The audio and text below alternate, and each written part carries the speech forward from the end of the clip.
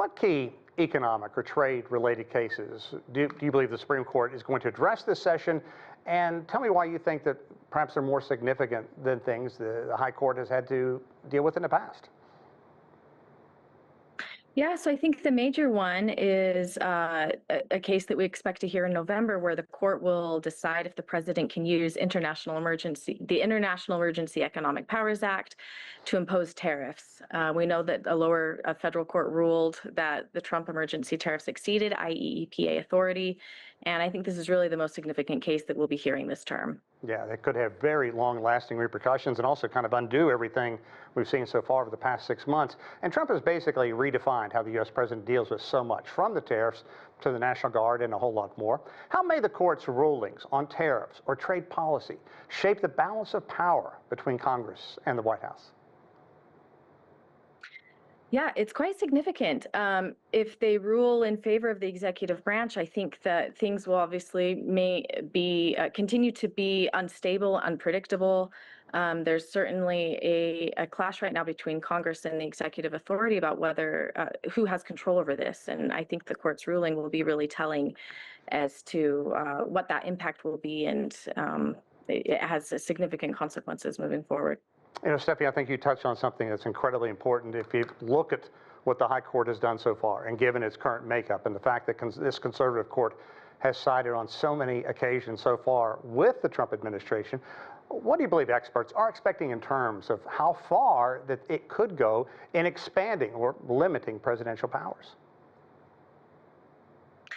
Yeah, it's interesting because they have ruled more recently in broadening the executive powers to some degree. However, again, the outcome here could be consequential. I think the ruling will come down to sort of a narrow statutory interpretation. My prediction is that they would give the executive branch authority in more of an emergency situations dealing with foreign affairs.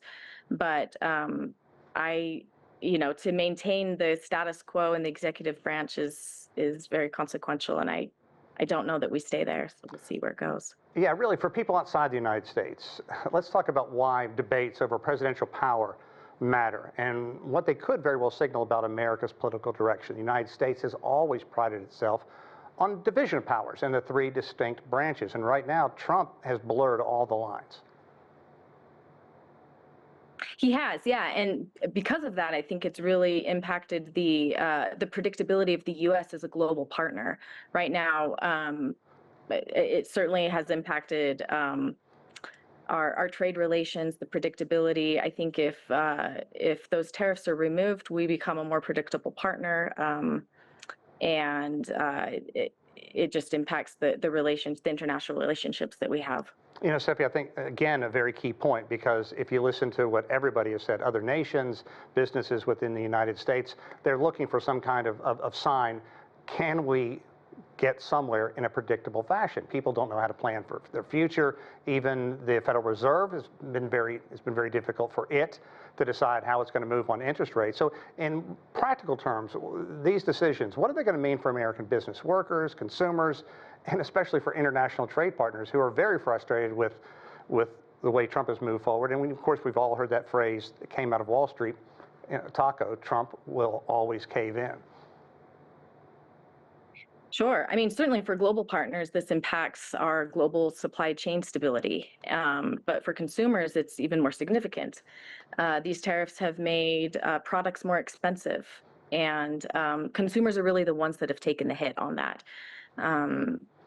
It puts everybody in a difficult situation.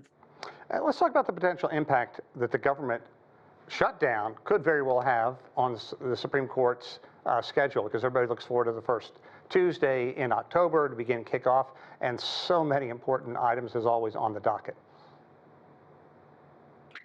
Yeah, so the Supreme Court has said that they will continue a normal operations. They can rely on permanent funds to maintain short-term operations as well. And so I suspect that we won't have much interruption. However, for lower courts, lower federal courts, they will for now continue to hear cases, but moving forward, it could impact the chain of cases that move up to the Supreme Court. But in terms of the cases that are already in front of the Supreme Court, I don't expect much interruption. Now, Steffi, one final question. Looking forward in terms of the way history books are going to look back on this, How do you think they're going to view this term from the Supreme Court, especially given the powers that Trump is trying to rein in, and how important this is right now if you listen to members on Capitol Hill saying that we really need to redefine the three separate powers?